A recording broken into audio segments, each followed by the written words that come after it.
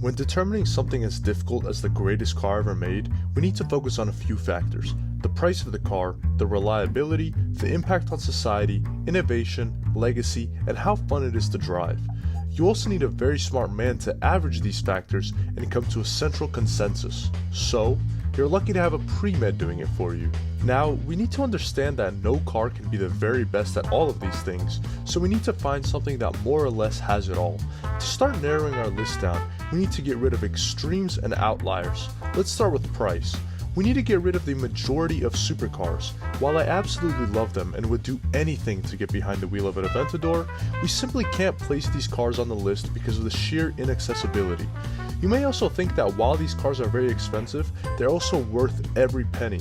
And yes, maybe that is true, but regardless of that fact, 99% of the world's population will never be able to afford one in their lifetime, and for that, I can't in good conscience place them on this list.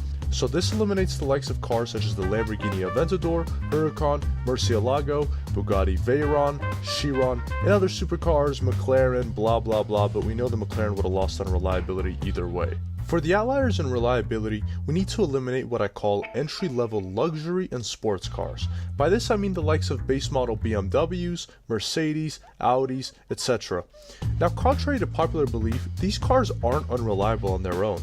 They get this stigma thanks to their incompetent owners. Many people get their first bit of money and buy these cars that require plenty of maintenance, I mean a lot. Unfortunately, whether they don't care about this or they just don't know, they neglect the maintenance and end up making their car more and more unreliable as time goes on. As these cars depreciate, more and more people buy them, not understanding that their parts don't depreciate, and after spending double the car's value on a coolant line for a 20-year-old 3 Series, the owner is forever left with a sour taste in their mouth on BMWs. When looking at Kelley Blue Book ratings of reliability on the top 24 car manufacturers, we see a couple of brands stand out at the bottom: BMW and Mercedes, and we see the king of reliability at the top, Toyota. For this reason, BMW and cars in the same category need to be excluded from the list of greatest cars of all time. Now, impact on society is a difficult one. So many different cars have affected so many different people. Although we've already eliminated them, supercars have a giant impact on society, whether it be through car shows, TV, or social media. So do tuner cars such as the 350Z, G37, and again our old friend the 3 Series. Lest us not forget historical cars such as the Ford Mustang, Camaro, and that other slow muscle car. So what can be classified as an impact on society? Well, in order to be fair as possible, it has to be an impact on all of society, not just niche car guys who smell worse than their catalytic converter. In terms of which car brand is most owned in the world, Toyota again leads the pack with over 1.8 million cars on the road today according to CarPro.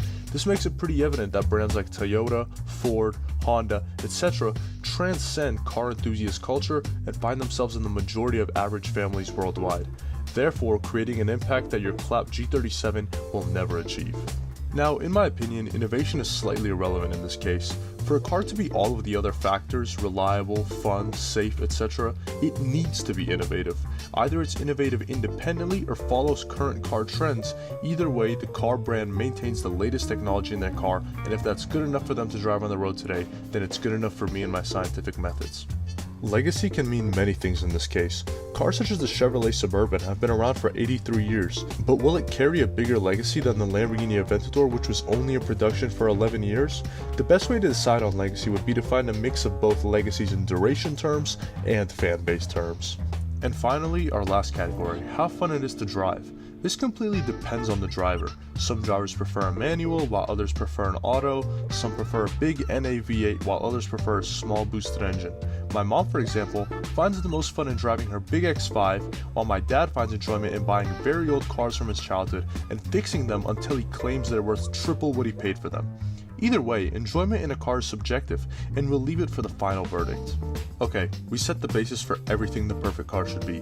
Let's take a look at some more intrinsic details about the population so we can get an idea of what people are looking for. After all, cars are nothing without people to drive them. Kinda like how the Spurs are nothing without Wemby, but whatever. According to Kelley Blue Book, the average price of cars sold in the US this year is around $25,000. Since this doesn't account for haggling and lowering of prices, I'm gonna go ahead and take the liberty of decreasing this to $22,000. we also need to look at reliability. The average person is expecting to own their car for 6 to 8 years, meaning it has to reliably last them for at least that long. People also desire helpful tech such as backup cameras and blind spot assist, so a car must have these as well. So I've come to a conclusion. See if you can guess from my categories. For a limit of $22,000, this car has plenty of generations well under, and the newest generations can be a bit more expensive if you're feeling like P. Diddy. Actually, you probably shouldn't feel like that, never mind.